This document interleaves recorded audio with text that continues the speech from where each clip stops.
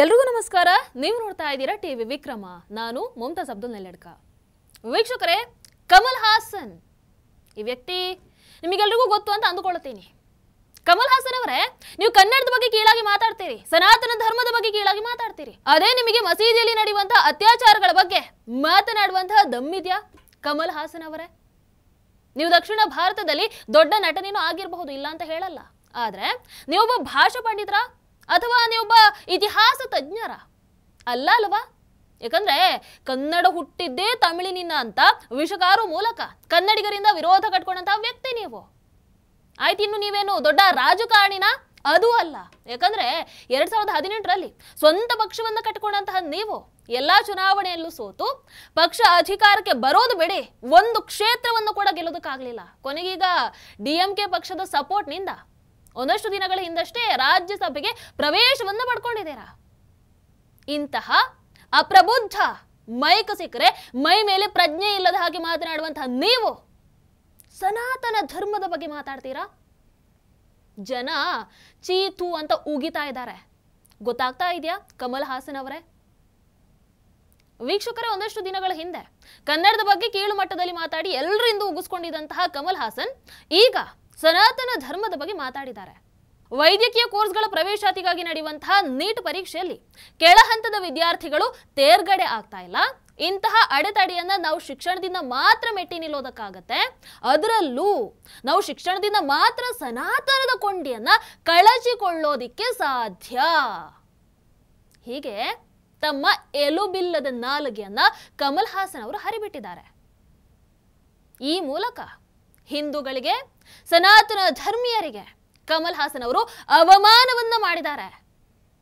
ಕಮಲ್ ಹಾಸನ್ ಅವರಿಗೆ ಶಿಕ್ಷಣದ ಮಹತ್ವಕ್ಕಿಂತ ಸನಾತನ ಧರ್ಮವನ್ನ ಅವಮಾನ ಮಾಡೋದೇ ಇಲ್ಲಿ ಉದ್ದೇಶ ಆಗಿತ್ತು.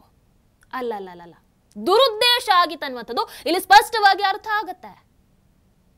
ವೀಕ್ಷಕರ, ಮೊದಲೇ ಹೇಳಿದ ಹಾಗೆ ಈ ಕಮಲ್ ಹಾಸನ್ ಚೈಲ್ಡ್ ಚಪಾತಿ ಕಣ್ರಿ.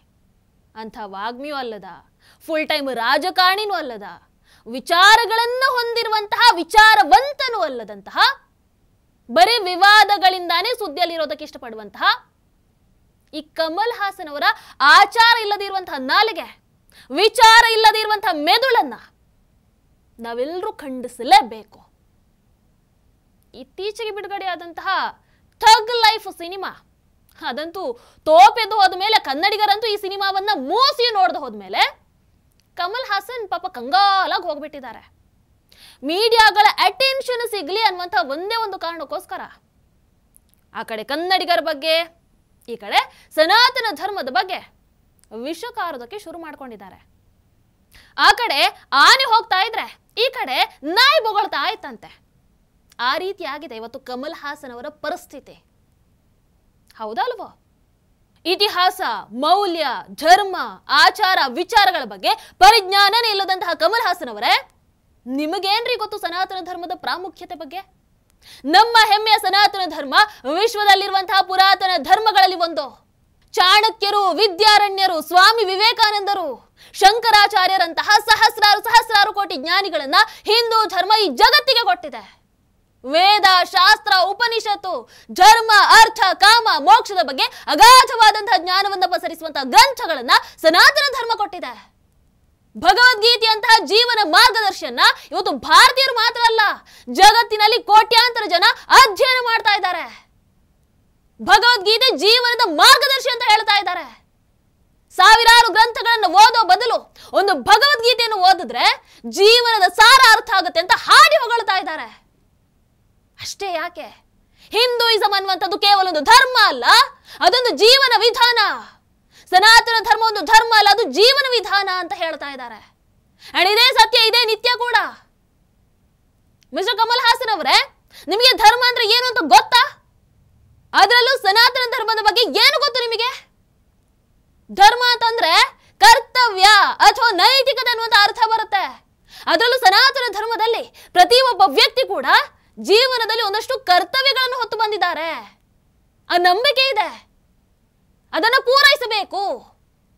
ಸನಾತನ ಧರ್ಮ ನ್ಯಾಯಯುತ, ಸಾಮರಸ್ಯದ ಸಮಾಜವನ್ನು ನಿರ್ಮಿಸುತ್ತೆ ವಿನಃ ದೇಶದ್ರೋಹಿ, ಸಮಾಜದ್ರೋಹಿ ಕೆಲಸವನ್ನ ಪ್ರೋತ್ಸಾಹಿಸಲ್ಲ. ಸನಾತನ ಧರ್ಮ ಅಹಿಂಸೆ, ಸತ್ಯ, ಜೀವನದ ಪ್ರಮುಖ ಮೌಲ್ಯ ಅಂತ ಪರಿಗಣಿಸುತ್ತೆ. ಇಂತಹ ಧರ್ಮದ ಬಗ್ಗೆ ನೀವೇನ್ರಿ ಕೆಟ್ಟದಾಗಿ ಮಾತಾಡೋದು ಕಮಲ್ ಹಾಸನ್ ಅವರೇ? ಜಗತ್ತಿನೊಂದು ಪುರಾತನ ಧರ್ಮ ಆಗಿರುವಂತಹ, ಮೌಲ್ಯ ಆಚಾರ ವಿಚಾರಗಳನ್ನು ತುಂಬಿಕೊಂಡಿರುವಂತಹ, ಜೀವನಕ್ಕೆ ಮಾರ್ಗದರ್ಶಿಯಾಗಿರುವಂತಹ ಸನಾತನ ಧರ್ಮದ ಬಗ್ಗೆ ಕೊಂಡಿಯಿಂದ ಕಳಚಿಕೊಳ್ಳಬೇಕು ಅಂತ ಉಪದೇಶವನ್ನ ಕೊಡೋದಕ್ಕೆ ನೀವ್ ಯಾರೀ ಕಮಲ್ ಹಾಸನ್ ಅವರೇ? ಜಗತ್ತಿನಾದ್ಯಂತ ಕೋಟ್ಯಾಂತರ ಹಿಂದೂಗಳು ನೆಲೆಸಿದ್ದಾರೆ, ಸನಾತನ ಧರ್ಮವನ್ನ ಪಾಲಿಸ್ತಾ ಇದ್ದಾರೆ. ಭಾರತದಲ್ಲಿ ಹಿಂದೂಗಳೇ ಬಹುಸಂಖ್ಯಾತರು. ಹೀಗಿದ್ರು ಕೂಡ ಯಾವತ್ತಾದ್ರೂ ಇನ್ನೊಬ್ಬರಿಗೆ ನೋವನ್ನ ಕೊಟ್ಟಿದ್ದಾರಾ? ಕೋಟ್ಯಾಂತರ ಜನರ ಭಾವನೆಗಳ ಜೊತೆಗೆ ಆಟವನ್ನ ಆಡೋದಕ್ಕೆ ನಿಮಗೆ ಪರ್ಮಿಷನ್ ಕೊಟ್ಟವರು ಯಾರು? ನಟ, ಸೆಲೆಬ್ರಿಟಿ, ರಾಜ್ಯಸಭೆ ಸದಸ್ಯನಾದ ಮಾತ್ರಕ್ಕೆ ಎಲುಬಿಲ್ಲದ ನಾಲಿಗೆಯನ್ನ ಹೆಂಗ ಬೇಕಾದ್ರೂ ಬಳಸಬಹುದಾ?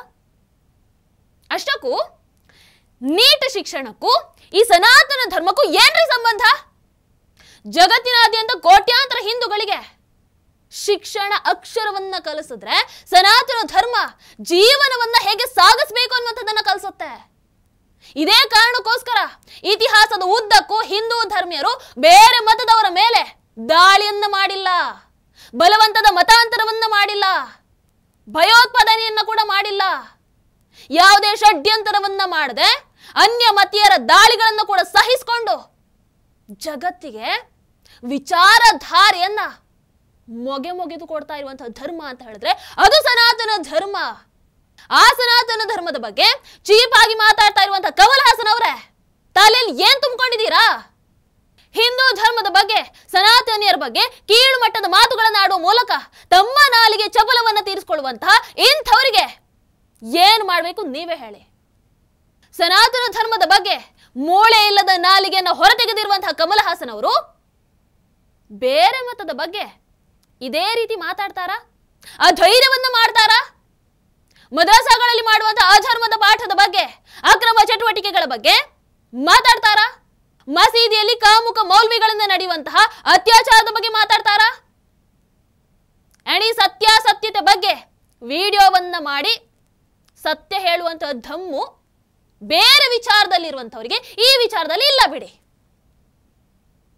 ಹಿಂದೂಗಳಿಗೆ ಹಣ, ಆಸ್ತಿ, ಶಿಕ್ಷಣದ ಆಮಿಷವನ್ನ ಒಡ್ಡಿ ಮತಾಂತರವನ್ನ ಮಾಡ್ತಾರಲ್ವಾ ಕ್ರೈಸ್ತ ಮಿಷನರಿಗಳು, ಅವರ ಬಗ್ಗೆ ಕಮಲ್ ಹಾಸನ್ ಅವರು ಮಾತಾಡ್ತಾರ? 2013ರಲ್ಲಿ ಇದೇ ಕಮಲ್ ಹಾಸನ್ ಅವರು ವಿಶ್ವರೂಪಂ ಅಂತ ಸಿನಿಮಾವನ್ನ ಮಾಡ್ತಾರೆ. ಆ ಸಿನಿಮಾದಲ್ಲಿ ಭಯೋತ್ಪಾದನೆ ಬಗ್ಗೆ ಇದೆ ಅಂತ ಹೇಳಿ ಮುಸಲ್ಮಾನರ ಭಾವನೆಗಳಿಗೆ ಧಕ್ಕೆ ಆಗುತ್ತೆ ಅಂತ ಕಮಲ್ ಹಾಸನ್ ಅವರ ವಿರುದ್ಧ ಹೋರಾಟಗಳು ನಡೆಯುತ್ತೆ. ಮುಸ್ಲಿಂ ಸಂಘಟನೆಗಳು, ಶಾಸಕರು ಕಮಲ್ ಹಾಸನ್ ಅವರ ವಿರುದ್ಧ ರೊಚ್ಚಿಗೇಳುತ್ತಾರೆ. ಅಷ್ಟೇ ಯಾಕೆ, ವಿಶ್ವರೂಪಂ ಸಿನಿಮಾ ಪ್ರದರ್ಶನವನ್ನ ತಮಿಳುನಾಡಿನಲ್ಲಿ ತಾತ್ಕಾಲಿಕವಾಗಿ ಕ್ಯಾನ್ಸಲ್ ಮಾಡಲಾಗತ್ತೆ. ಆಗ ತೆಪ್ಪಗಿದ್ದಂತಹ ಕಮಲ್ ಹಾಸನ್ ಅವರು ಮುಂದೆ ಯಾವತ್ತೂ ಕೂಡ ನಾನು ಭಯೋತ್ಪಾದನೆ ಬಗ್ಗೆ ಸಿನಿಮಾವನ್ನೇ ಮಾಡಲ್ಲ ಅಂತ ಹೇಳ್ತಾರೆ. ಅಂಡ್ ಮಾಡ್ಲೂ ಇಲ್ಲ. ಶಿಕ್ಷಣದ ಕುರಿತು ಮಾತನಾಡುವಂತಹ ನೆಪದಲ್ಲಿ ಇಸ್ಲಾಮಿನ ಕೊಂಡಿಯನ್ನ ಕತ್ತರಿಸಿಕೊಂಡು ಬರಬೇಕು ಅಂತ ಯಾವತ್ತಾದ್ರೂ ತಮ್ಮ ಬಾಯಿ ಚಪಲವನ್ನ ತೀರಿಸಿಕೊಂಡಿದ್ದಾರ ಕಮಲ್ ಹಾಸನ್ ಅವರು? ಇಂತಹ ಗೋಸುಂಬ ವ್ಯಕ್ತಿತ್ವದ ಕಮಲ್ ಹಾಸನ್ ಅವರು ಸನಾತನ ಧರ್ಮದ ಬಗ್ಗೆ ಇಲ್ಲ ಸಲ್ಲದ ಆರೋಪವನ್ನ ಮಾಡ್ತಾರೆ, ವಿಷ ಕಕ್ತಾರೆ. ಯಾಕೆ? ಹಿಂದೂಗಳು ಏನು ಮಾಡಲ್ಲ, ಹಿಂದೂಗಳು ಸಹಿಷ್ಣುಗಳು ಅನ್ನುವಂತ ಸಲುಗೆನಾ? ಮಿಸ್ಟರ್ ಕಮಲ್ ಹಾಸನ್ ಅವರೇ, ನೀವು ಇತಿಹಾಸದ ಪ್ರಜ್ಞೆನೇ ಇಲ್ಲದೆ ಕನ್ನಡದ ಬಗ್ಗೆ ಮಾತಾಡಿ ಕನ್ನಡಿಗರ ಕೆಂಗಣ್ಣಿಗೆ ಗುರಿಯಾಗಿದ್ದೀರಾ. ನೀವ್ ಯಾವತ್ತೂ ಕೂಡ ಇನ್ನು ಕನ್ನಡಿಗರ ಮನಸ್ಸಲ್ಲಿ ಸ್ಥಾನ ಬಿಡಿ, ಅವರ ಹತ್ತಿರ ಕೂಡ ಬರೋದಕ್ಕಾಗಲ್ಲ. ಕನ್ನಡದ ಬಗ್ಗೆ ನಾಚಿಕೆ ಇಲ್ಲದೆ ಹೇಳಿ ಸಾರಿ ಕೂಡ ಕೇಳಲ್ಲ ಅಂತ ಸೊಕ್ಕನ ತೋರಿಸ್ತೀರಿ. ಕೊನೆಗೆ ಕರ್ನಾಟಕದಲ್ಲಿ ನಿಮ್ಮ ಸಿನಿಮಾವನ್ನ ಕನ್ನಡಿಗರ ಮನೆಯ ನಾಯಿ ಕೂಡ ಮೂಸಿ ನೋಡಲಿಲ್ಲ. ಈಗ ಸನಾತನ ಧರ್ಮದ ಬಗ್ಗೆ ಮಾತಾಡ್ತಾ ಇದ್ದೀರಾ. ಏನಿದೆ ನಿಮ್ಮ ತಲೆಯಲ್ಲಿ? ನಿಮ್ಮ ಕುತಂತ್ರ ಏನು? ನಿಮ್ಮ ವಿಚಾರಧಾರೆಗಳು ಏನು ಕಮಲ್ ಹಾಸನ್ ಅವರೇ? ಒಂದು ನೆನಪಲ್ಲಿರಲಿ, ಜನರ ತಾಳ್ಮೆಗೂ ಒಂದು ಮಿತಿ ಇದೆ. ಆ ತಾಳ್ಮೆಯ ಕಟ್ಟೆ ಒಡೆದ್ರೆ ಆಗೋದೇ ಬೇರೆ. ಹುಷಾರಾಗಿರಿ. ನಮಸ್ಕಾರ. ಟಿವಿ ವಿಕ್ರಮ, ದೇಶ ನಿಮ್ಮ ಕೈಯಲ್ಲಿ. ಈ ಕಾರ್ಯಕ್ರಮ ನಿಮಗೆ ಇಷ್ಟ ಆಗಿದ್ದಲ್ಲಿ ಲೈಕ್, ಶೇರ್ ಹಾಗೂ ಕಮೆಂಟ್ ಮಾಡಿ. ಟಿವಿ ವಿಕ್ರಮದ ಕಾರ್ಯಕ್ರಮಗಳನ್ನು ನಿರಂತರವಾಗಿ ವೀಕ್ಷಿಸಲು ಸಬ್ಸ್ಕ್ರೈಬ್ ಮಾಡಿ, ಬೆಲ್ ಐಕನ್ ಒತ್ತಿ.